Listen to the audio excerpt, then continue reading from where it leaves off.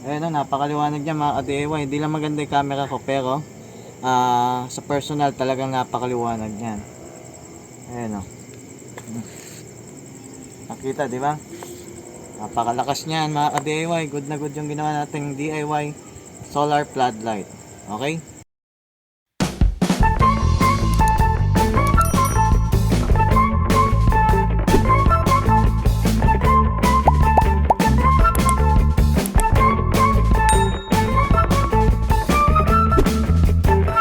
Welcome back sa aking video tutorial mga ka-DIY. Bali ngayong araw po ay gagawa po tayo ng DIY solar floodlight.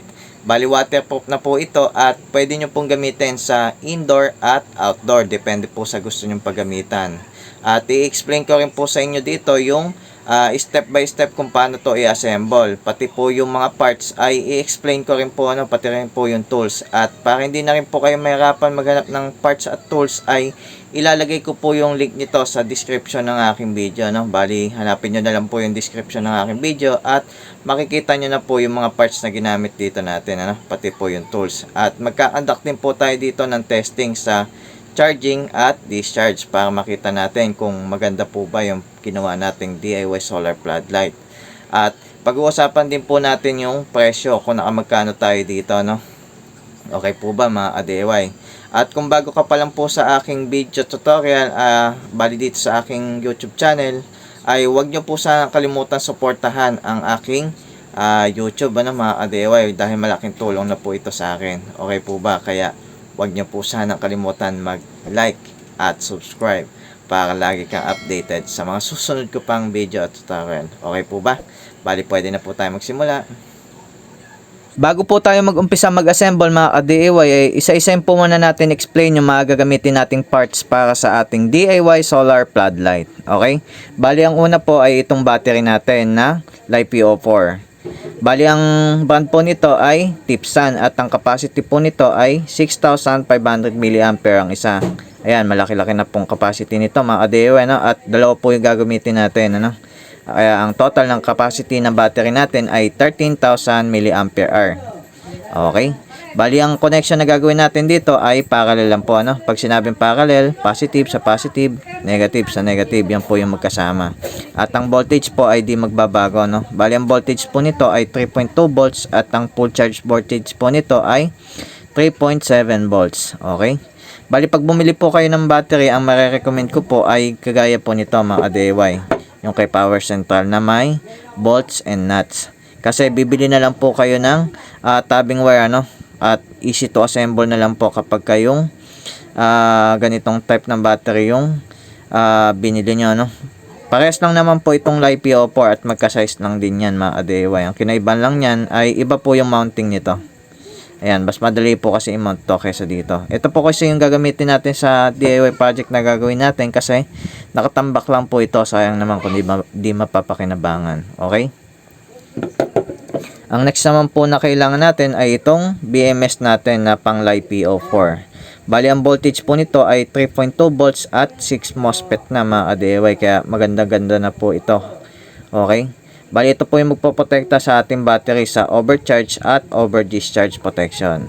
Bali sample po, kapag full charge na po yung ating battery at hindi pa po nagka-cut off yung charging natin, ay yung BMS na po yung bahala mag-cut off ng charging. Kaya protektado ang ating battery kapag meron tayong BMS. Okay? Ang next naman po na kailangan natin ay itong ating LED light na gagamitin. Bali ito po ay 60 watts. Ayan, yan po yung model niyan. Bali meron na po itong battery indicator na kasama, Ayan. Bali sa D4 yan po yung 50%, sa D2 yan po yung 100%. Tapos yung D1 po, yan po yung blinking kapag kami nasasagap na solar, pag may nasasagap na araw yung ating solar panel. Bali magbi-blink yan hanggat may araw, Okay? Ang next naman po na kailangan natin ay itong ating enclosure natin na transparent. Bali ito po ay waterproof na mga DIY, Bali lalagay ko sa screen yung size nito, kasi nakalimutan ko yung size nito. Ayan. Bali waterproof na to mga DIY at maganda na itong gamitin sa solar floodlight. Okay? At ang next naman po ay itong PG7. Ayan. Dito po natin dadaan yung wire natin.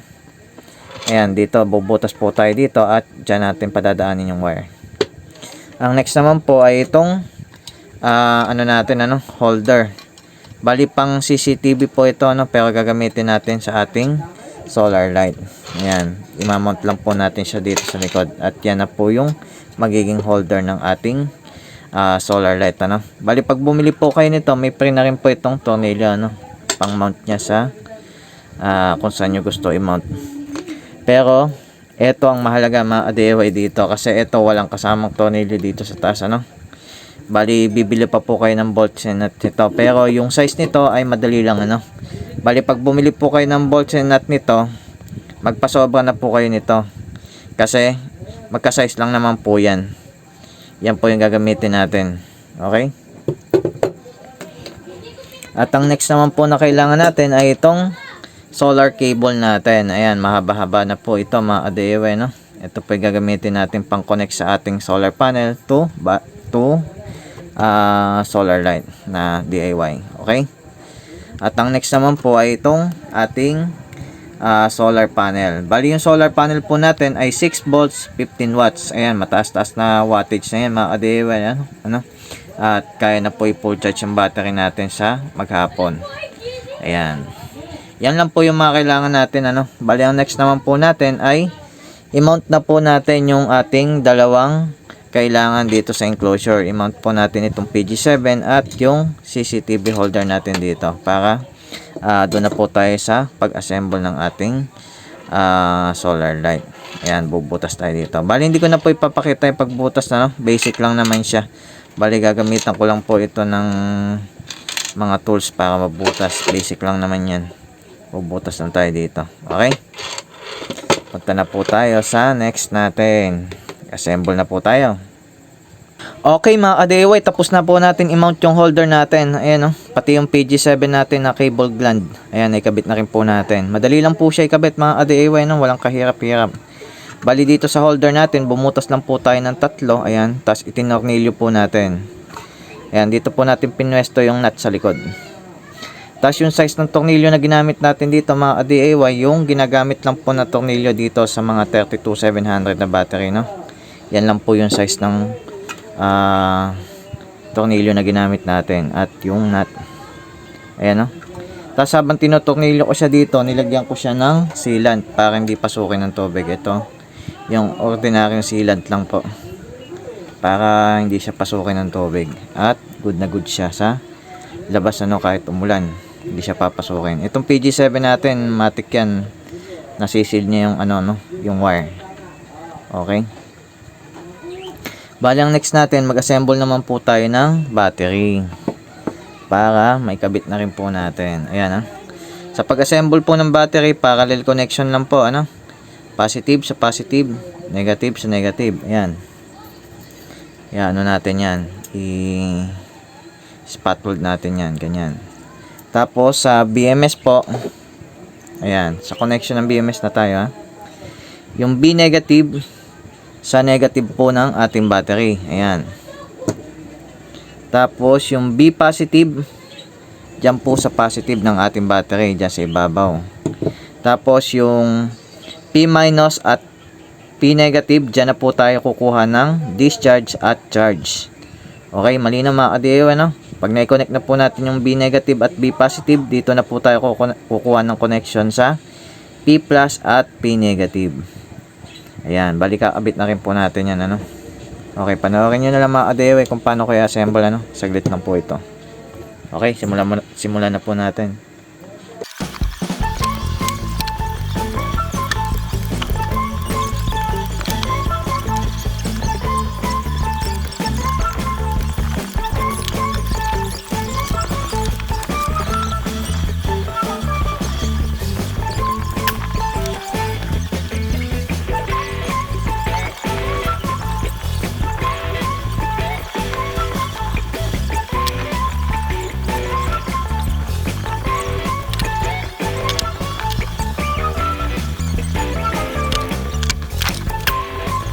Okay mga DIY, tapos na po natin i-assemble yung battery natin. Ganun lang po kabilis mga DIY, At na-assemble na po natin agad. Bali, pinagsama lang po natin uli yung positive dito sa ibabaw at dito yung negative sa ilalim. Ayan, magkasama na po yan. Parallel connection po yan. At yung B positive at B negative, ayan, nakahinang na rin po sa kanilang mga connection. Ayan, medyo na gano lang po sa camera. Ayan. Tapos may wire na rin po tayo dito para sa ating connection. Okay? Bali mga ka-DIY, ang next natin ay ipapakat na po natin siya dito, Yan, pupwesto na po natin. Diyan natin siya ilalagay. Okay? 'Di ba sabi ko sa inyo kanina, eto na lang ang bilhin niya para hindi na kayo mahirapan mag-assemble, Diyan sa may ayan, kasyang-kasya din po 'yan, Wala rin po kayong magiging problema. Saktong-sakto 'yan mga ka-DIY. Kahit anong pwesto niyo diyan. Sakto, di ba? Pwede rin kayo magdagdag ng battery mga ka-DIY, Kung gusto niyo 4, ayan. Pwede 'yan. Sa pagkasyahin nyo lang dyan. Okay?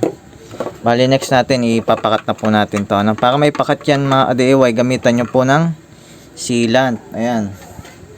Gagamitan ko po ng sealant, Ayan, ito po yung sealant na gagamitan ko.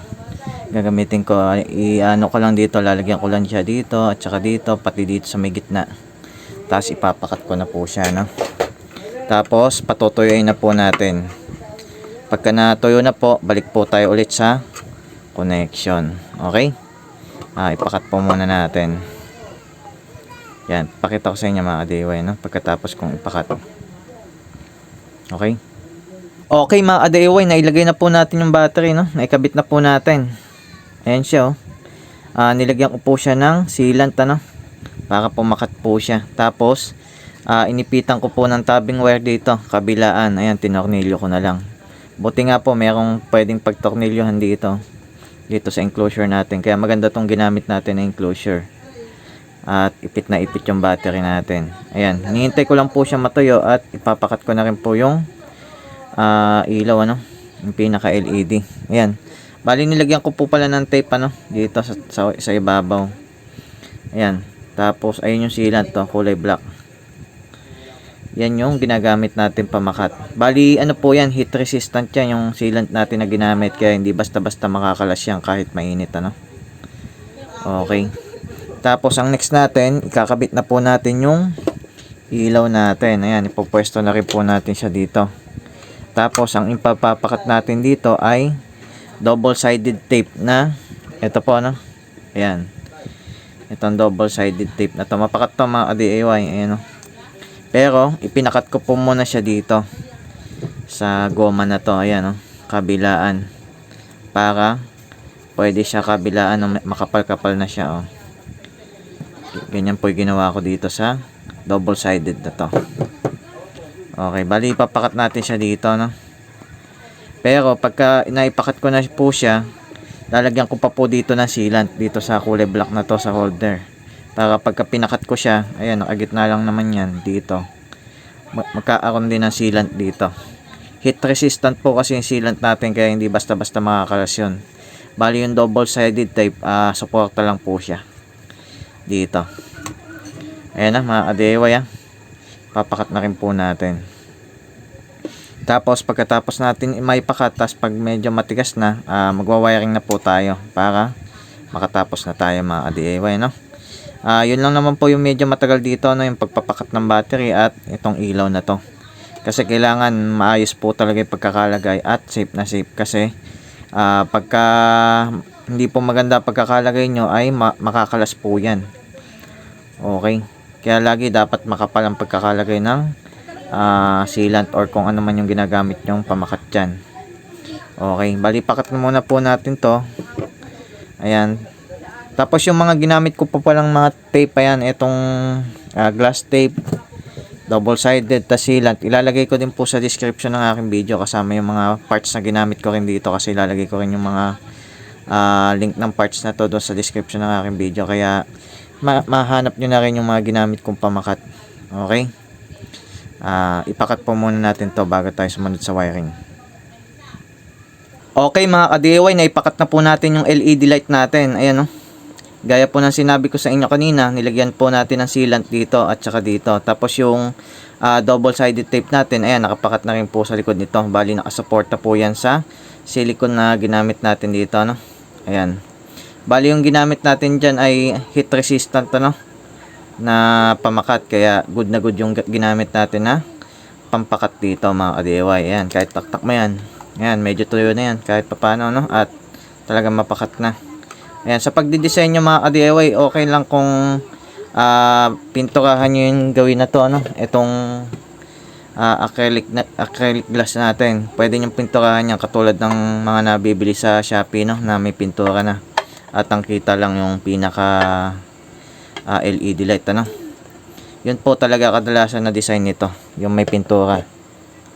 Ayan, bali ang next po natin ay maghihinang na po tayo ng connection, ano? Ayan, bali sa connection nito ay basic lang po. Bali dito sa B positive at B negative, dyan lang po natin ko-connect yung ating connection ng battery. Tapos yung P positive at P negative, dyan po natin i-connect yung connection natin para sa solar panel. Okay? Ayan, bali mag-connect na po tayo ng connection. Bali sa paggamit ng connect ng connection, mga ka-DIY, gagamit po tayo ng 60 watts na soldering iron at soldering lead, ano? Ayan. Okay. Bali yung mga parts na ginamit natin at saka mga tools, ilalagay ko din po sa description ng ating video, no? Para di rin kayo mahirapan maghanap ng mga tools. Ayan. Okay. Bali dito po muna tayo sa solar cable natin. Bali ito po ay solar extension cable, ano? Ayan, magkakonekta po yan. Pero ang gagawin po natin ay puputulin natin yung connection na yan. Bali yung kabila ay ilalagay natin sa solar natin na ginawa. Okay. Putulin po natin ito, no? Tapos balatan natin.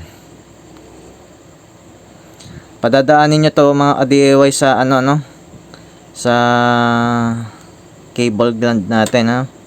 Sa PG7 para water resistant siya. Yan, balatan nyo lang muna bago nyo i-connect.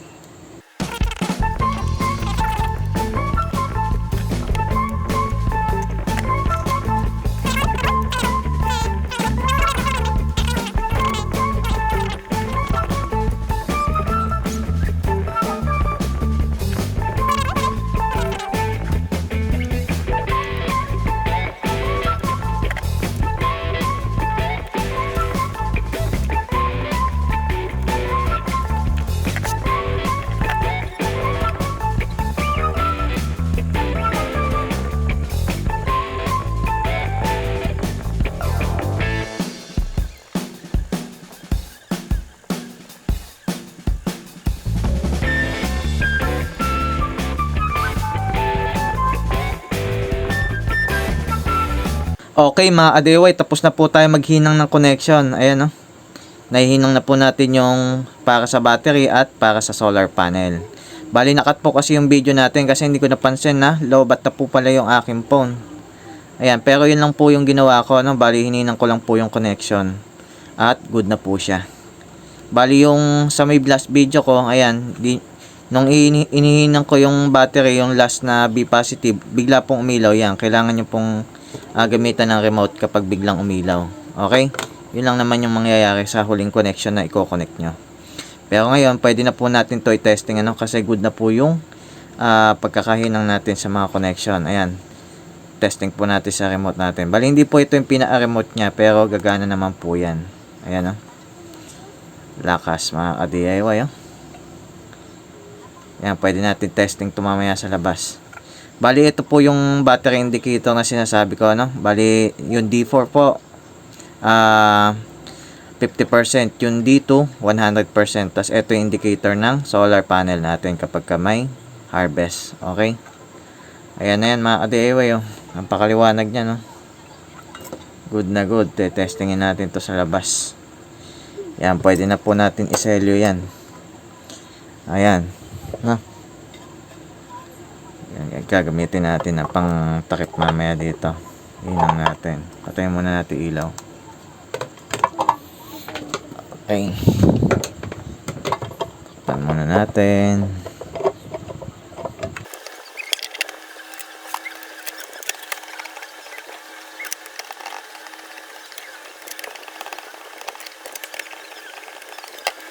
Yan mga ka-DIY, tapos na po yung ating solar floodlight na ginawa, ano. Bali ito po ay 100% na DIY lang, ano.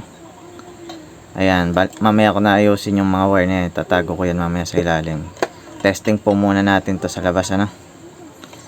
Yan, good na good to mga ka-DIY, ano.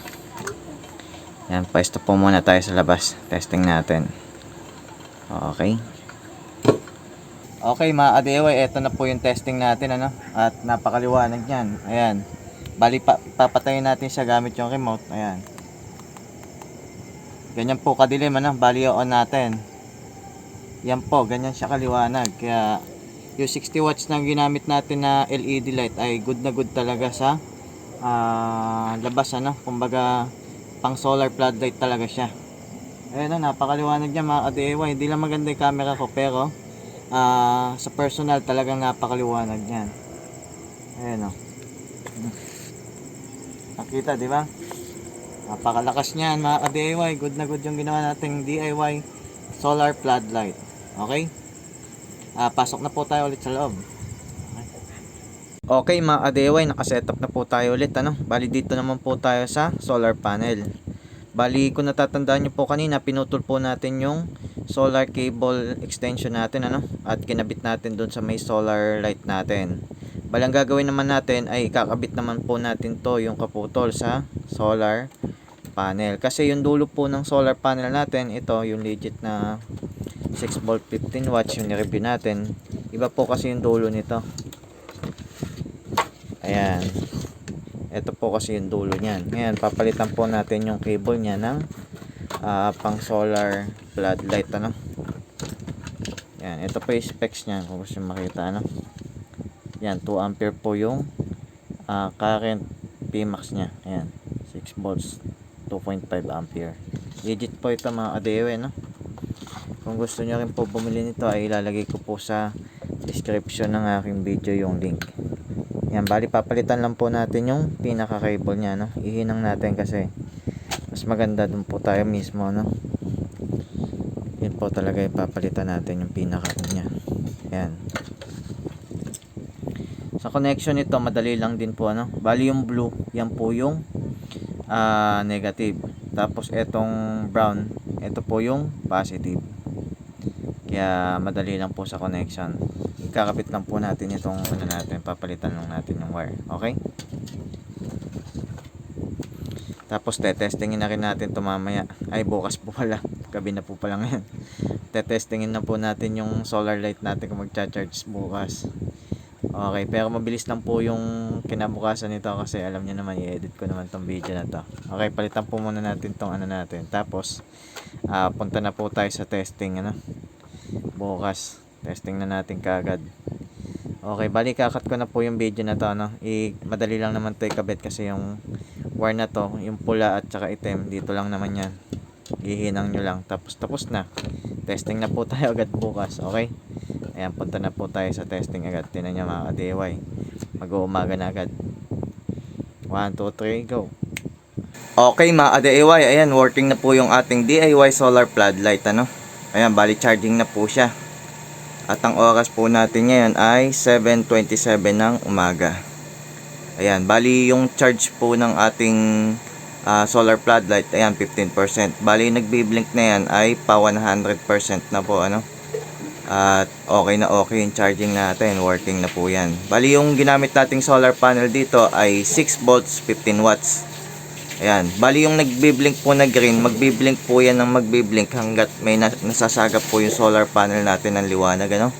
Tapos yung red indicator na yan, kapag stable na po yan, ibig sabihin full charge na po yan, yung huling nag-uundap na yan, ano. Okay, bali mamayang gabi naman testing natin siya, ano, kung hanggang ano oras siya malolobat. Ayan, pero ma-monitor din natin kung hanggang ano oras siya mapu-full charge, ano. Okay mga ka-DIY, ayan na. Napakaganda niyan mga ka-DIY. Bali kinabit ko po muna dyan para makita natin yung charging at ma-monitor natin. Okay, wait lang po natin ito ma-full charge. Okay mga ka-DIY, ayan no, full charge sa po yung ating DIY solar floodlight. At ang oras po natin ngayon ay yan, 3:41 PM, ayan ng hapon, at full charge sa po siya, no. Bali ang next natin, ite-testing po natin kung okay po ba siya sa magdamagan at kung ilang oras siya tatagal, ano, kung kaya niya ba yung isang buong gabi, no. Okay, hintay lang po natin magdilim, ano, at testingin na po natin. Okay mga ka-DIY, simulan na po natin yung pag-drain test ng ating DIY solar floodlight, ano. Bali magi-start po tayo ng 6:34 PM po ng gabi. Ayan. Ayan mga ka-DIY, no, napakaliwanag niya, no. Pwede nang pamalit talaga sa AC na ilaw, oh. Napakaliwanag mga ka-DIY. Kahit 60 watts lang po yan ay malaking tulong na po yan sa inyo, no, kapag wala kayong kuryente, no. Ayan, no, sobrang liwanag niyan mga ka-DIY, oh. Oh, good na good yan. Ngayon tetestingin natin kung aabot to ng umaga, no. Okay. Bali hugutin po natin yung input ng ating solar panel, ano. Kasi pagka nag-umaga, automatic po kasi mag-o-off yan, baka hindi natin abutan. Matutulog po tayo mamaya, hindi naman natin ito mababantayan.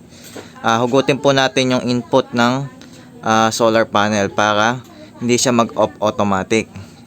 Ayan, pero automatic yan, ano mga ka-DIY, nag-o-on at saka nag-o-off pagka hindi nyo ginamit yung remote. Tapos sa araw, pwede nyo rin gamitin yung ilaw nyan gamit yung remote, ano, i-on nyo lang. Kaya napakaganda ng solar light na to mga ka-DIY. Okay, wait na po natin yung umaga, no. Tingnan natin kung aabutin. Ulitin po natin oras, 6:35 PM po ng gabi.